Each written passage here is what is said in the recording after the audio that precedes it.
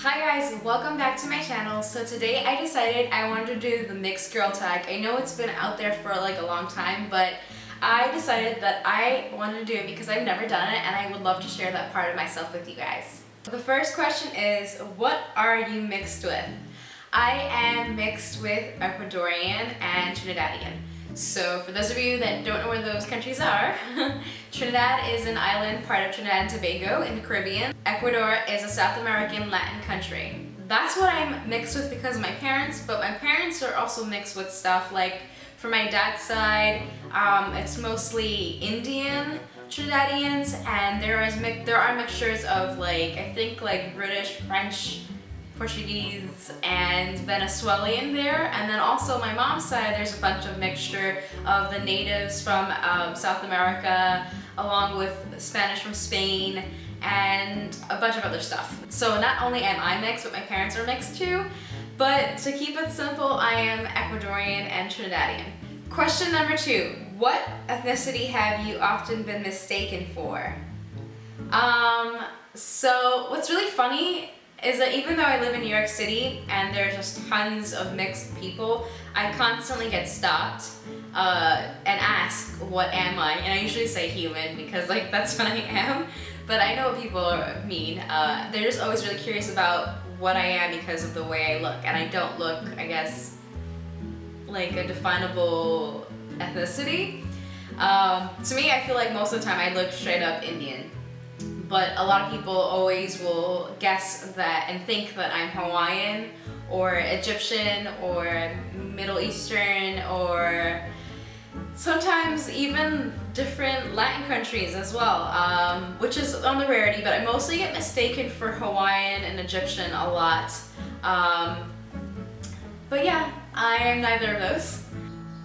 Question number 3. Is your hair curly or straight? My hair is probably more on the straight side, but as you can see, I haven't done anything to it and it's kind of wavy-ish.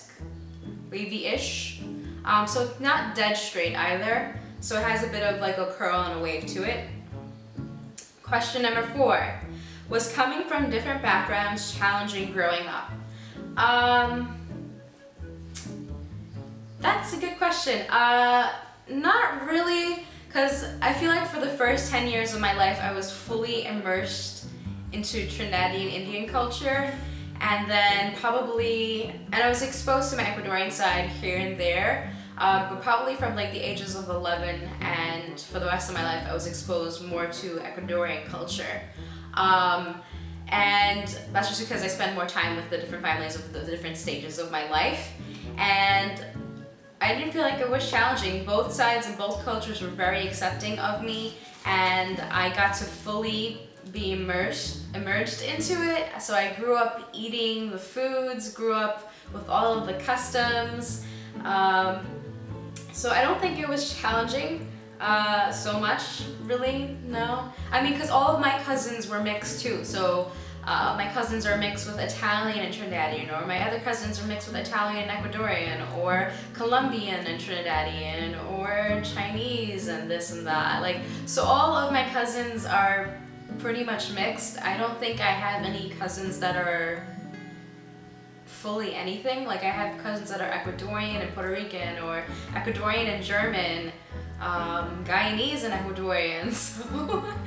So we kind of all grew up, you know, being fully exposed to different cultures. So I don't think it was very strange for me at all. Number 5, which background do you embrace more?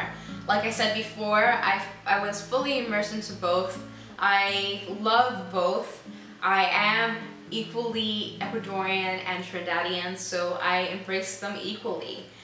They are both a part of who I am and who I have become.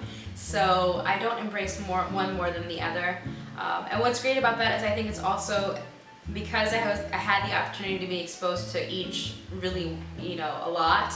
I wasn't raised up more in one than in the other. So, you know, growing up, I, you know, would eat curry goat and roti and all that good stuff, you know, because I was always with my grandparents. Every single day of the week I was with my grandparents and eating Trinidadian food all the time when I was a child. And then, you know, in my teenage years, I was constantly with my abuelita, and she was constantly cooking, and I was cooking with her Ecuadorian dishes, and she would be standing there singing songs. And, you know, growing up, going to parties, Trinidadian parties, we danced to soca and calypso and reggae. And in an Ecuadorian home, we also danced to merengue and cumbias. And so I was always exposed to all of it, and I love every aspect of it. I love every bit of my cultures. Question number 6 is, have you ever been teased for being different? I've never been teased for being different. I think I've been teased for more so the way I look. I've been teased for my skin color. That's pretty much it, but nothing else. Not because of what culture I came from or anything like that. Yeah, so that's it. Okay, so the next question is number 7. Have you ever been ashamed of being multiracial? No. I always would flaunt it and boast about it because I was so proud of all my cultures that exist in this one body that, you know, God created. Question number 8. Do you feel that being mixed has its benefits? I guess I would be lying if I said I didn't.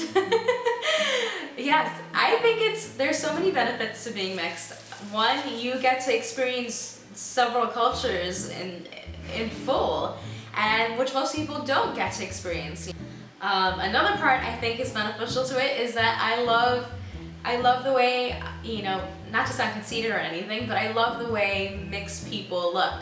I think, you know, it's just different, it's beautiful, it's the seeing of two worlds coming together and creating something unique and beautiful. And, you know, I'm gonna do that with my family as well. You know, David, my husband, he's Haitian, so our kids are gonna even be more mixed than I am. So that's a whole other story. Question number 9. What makes being multiracial a beautiful thing? I think I just mentioned this before. What makes being multiracial beautiful is the fact that you see two worlds or multiple worlds of culture and identity and foods and taste and opinions and dance and traditions come together and blend in a way that sometimes you wouldn't think two things could blend together, but they blend and make the best dish ever. You know, the best children and culture and environment and traditions. Like, you know, my life is completely filled with those traditions, filled with that culture, and it's tied to so many of my memories. And I would never trade them for the world. I wouldn't trade my childhood for the world. I wouldn't trade my conversations with my different grandmothers for the world. It's beautiful seeing this history and these stories and thinking about all the feet that travel from different countries to come to this one place to collect under the stars right here and right now. So yeah, that's absolutely beautiful to me. And I'm so grateful that I get to carry all of that in my genes and in my blood and in my memories and in my spirit. So yeah, that's what I think makes being multiracial beautiful. Number 10. Any advice to someone who struggles with their multiracial identity? Embrace it, because, you know, even if there are people that pick on you about it, there's no one else that's going to be there besides your family who will embrace it for you. This is who you are. And the truth is, even though that there are people that may be like picking on you because of it, or bullying you, or maybe, you know, putting you down because of it, there are other people that will love you because of it. And that's one thing that I've always learned. There's always going to be people that hate on you, and there are people that are going to love you. And you're unique. There's no one else like you. And what makes you even more special is that you have this amazing history of different cultures flooding you in your spirit, in your body, and in your blood, in your genes, in your DNA. And that's an amazing thing. That is a beautiful thing. It is a story about two worlds colliding, becoming one. Like, why wouldn't anyone love that? But I mean, there are people that don't, you know, and that's fine. That's fine. It's, you know, you move on from that and you embrace yourself. You be proud of yourself, be grateful, and take all the positive and dwell in that rather than dwelling in the negative, and run forward with who you are and your identity, embracing all that is good that came through all of those worlds or people or cultures that came together. So yeah, my advice would be just to embrace yourself and embrace all that beauty that comes out of all those cultures or, you know, ethnicities coming together to create who you are, and you embrace it. So that was the last question. That's pretty much it, guys. Thank you so much for watching this video. I want to hear from you guys. If you're multiracial or multi-ethnicity, biracial, etc., whatever you are, I want to hear your responses to these questions. I want to know from you. That's why I did this video, because I want to have more engagement, more connection, and I want to know about you. I want to share about me, and yeah, because we're a family. I want to know you guys. Also, if you want to do this in a video response, tag me in it so I can watch it. Or if you're going to do this on Instagram or wherever, just tag me and let me know. Or if you want to even email me your answers, that'd be cool too. I would love to hear from you guys so much. If you want to comment below too, go ahead and do that. I love you guys. So I want to hear from you. Also, I want to tag my girls, Calais and Tracy. I believe you guys are mixed. I don't know if you did this tag yet, but if you have, I'll watch it anyways. But if you haven't, go ahead and do it, because I want to hear your responses. I would love to know what your answers were for this tag. Yeah, and so that's it, guys. I love you guys so much. Remember that you are absolutely beautiful. And until next time, bye. Mwah.